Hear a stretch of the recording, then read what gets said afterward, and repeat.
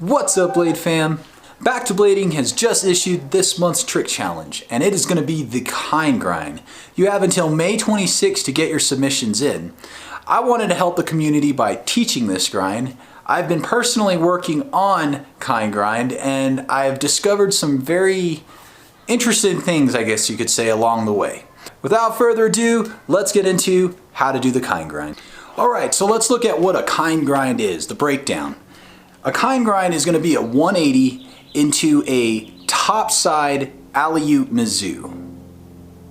Is that the way you'd want to break that down? It could also be a 180 into a fast slide and alley-oop fish on the back foot. So you can kind of see that depending on how you break this trick down, it does sound pretty complicated. I think what we mostly struggle with in this trick, myself included, is staying on the same side of the obstacle that we jumped on.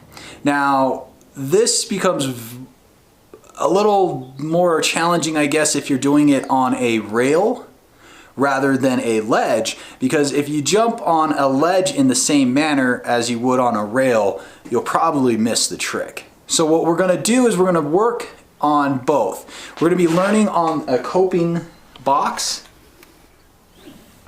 But true mastery of this trick, I believe, is on a ledge. When that top side foot is completely flat and topside, and you're forced to be really on that edge of the grind, you would really be in a Kind Grind position. A lot of times when you practice this trick on coping or on a rail, you tend to drift far side, putting you either over the top of the deck on a coping or coming out on the wrong side of the rail. So as I was working on learning this trick, I had to figure out what was making me go far side when I was doing this trick. Now, on my body structure in my skate type, when I do this trick, I'm spinning to my right and I'm grinding with my right foot. I naturally spin to my left, so this way. Another thing that I discovered along the way is that I don't power slide. Typically, when I come to a stop, if I'm skating along and I come to a stop, I don't power slide to my right, I power slide to my left. So when I was learning Kind Grind, being right foot dominant, this trick was really hard for me. I couldn't figure out why I would go over my obstacle, why I would go far side when I was doing it on rails, until I picked up this little point.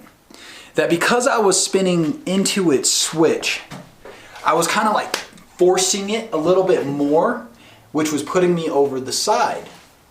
And what I discovered was by creating a slight counter balance, as I was approaching, if I veered my body to the left and then popped and got into the right, my body weight would be more on this side of the obstacle, rather than if I just jumped at it. So I'm going to break that down one more time. As I'm approaching a Kind Grind, I pull my hands or my energy slightly to the left and then spin to the right. Kind of like a counter measure, right? You're kind of like counter and then in. It also comes in like boxing and punching, you know. When you throw a correct punch, you kind of pop, pop, pop, pop. So that's kind of where this idea came from. I literally was hitting my bag and was like, wait, would that work on this? Now, let's flip the feet real quick. When it comes to doing a left-sided Kind Grind, this trick came much more natural to me. Now, of course, I had to develop the locking part of my left foot, but the rotation in and of itself came really natural for me. So I picked up switch Kind Grind fairly quickly compared to right-footed Kind Grind. Still using that counter motion as I'm approaching. This little movement before an obstacle keeps you from falling over the top of the obstacle. Even in the case is, say, you jump and miss, you're gonna be on this side of the obstacle. And that really unlocks the alley-oop topside tricks. It also helps you stay safe when you're skating. If you apply this little technique of throwing your hands on the inside of the obstacle that you're skating, it will keep you from going over it. This helps a lot when you're skating rails. Say you're skating a rail and on one side is a staircase, but you don't want to go far side. You create this little pot.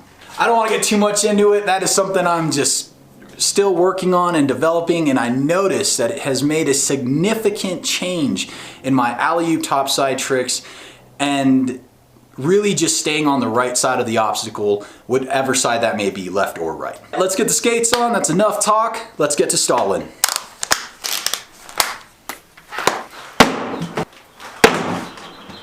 Okay, so a couple prerequisites to this grind would be knowing how to frontside royale or frontside grind.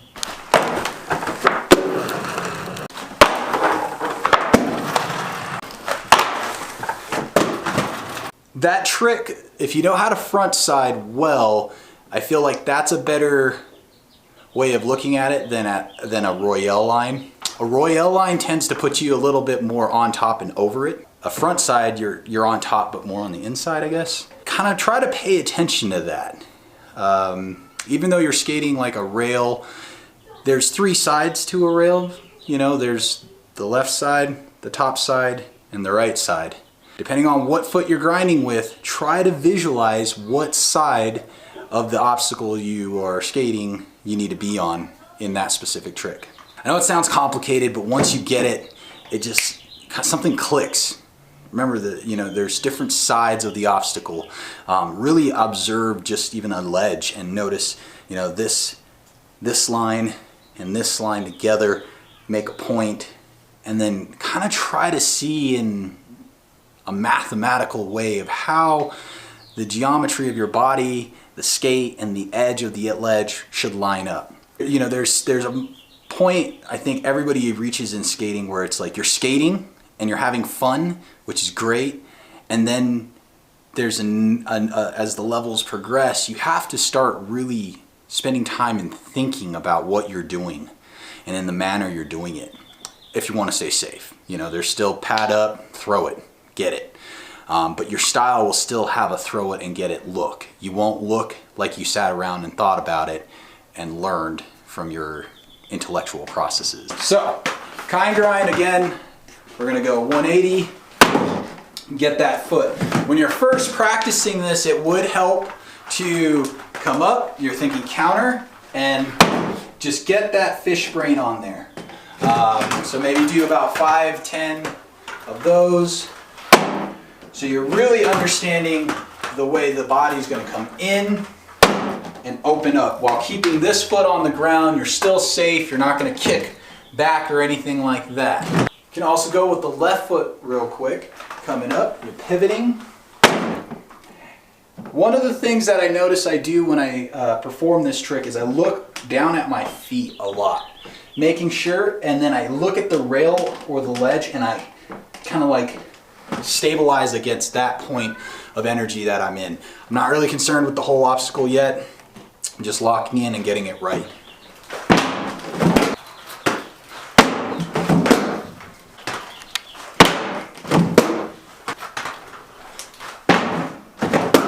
So after you've practiced stalling it in the manner that I was showing you on the box, you're now ready to actually apply the jump.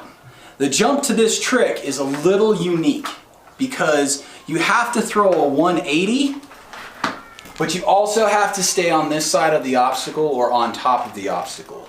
If you jump just a 180, you're more likely going to be on the far side of the obstacle rather than on the top side. Do you see the difference? So if you're jumping and your foot is on this side of the obstacle in a top side, this is actually considered a far side versus this. Do you see how now I'm on the top side of this rail versus the far side? Top side, far side, ledge side. It does make a difference, guys. Now, when you've locked into a trick and you're grinding a 50-foot long rail and you drift over, it's okay. I don't think it's that technical where it's like, hey, well, you jumped top side, you went far side, and you came out on the proper side. It's not like that. But if you come out on the far side, it still counts. It still counts. Everybody wins these days, right? So it still counts. My days didn't count. So when you're jumping, you want to have a pop up right over the obstacle with a 180, and that's where that counter. Now you don't have to necessarily do it like that. It can be as you're setting up, as you're skating, you're going left, right, left. So you're gonna have to play around with it. Might be some falls involved, throw some pads on, whatever you need to make you feel comfortable in this trick. The pop again is going left, right, left, up, on.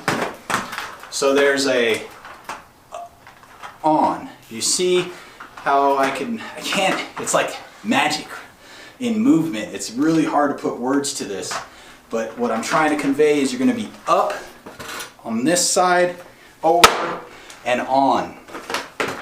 If you're just up and on, you're gonna go far side.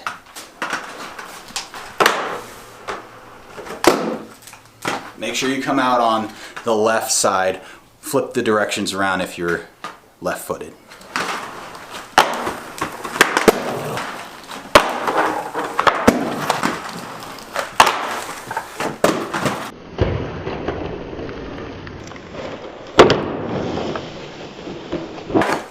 So now that you've got the lock, the slide, let's focus on the out. The out is gonna feel very similar to front sides and Royales. So depending on how you come out of that trick, follow in the like manner. Once you start really getting consistent and you understand and can feel the grind and be in control of it, you can start becoming more creative on the out. You can continue the rotation to your right and spin a 360 or a 180, or you can halt and like stop that rotation and rewind to the left. I really like the way that trick looks. It had a really cool name when I was younger. Calling it a kind grind rewind was, I don't know, it just rang to my ears. So I learned it that way.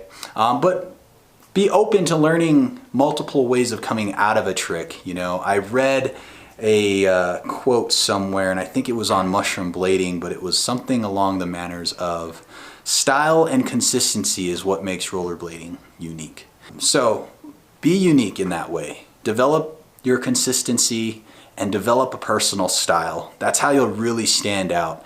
I think, you know, yes, you can become a hammer skater or a very technical skater, but I think there's also room out there for somebody who just wants to go out, have fun, learn a handful of the basic grinds to mastery, and making those look incredible. You know, having this really steezed out, stylish, consistent energy about your skating is just something everyone will appreciate, including yourself. You'll be more confident. At least that's what I'm finding out on my practice, is the more I think about what I'm trying to do, practice, perform it to the mastery level that I feel is good for me, and then taking it out and filming and whatnot. So I think that's going to be it today, guys. Thanks again for watching. Leave some comments below if you are learning this trick or have any questions on performing this trick. I'm going to try and get this personally out for the Back to Blading Community Challenge. I've got a couple different handrails in mind. But again, this is one of those tricks, so we'll see what I get it on. But I can't wait to see everyone's submissions. Lawrence, again, thank you for all that you're doing for the Back to Blading and rollerblading community. Much love, guys. Till next time, keep the blade alive. Aloha.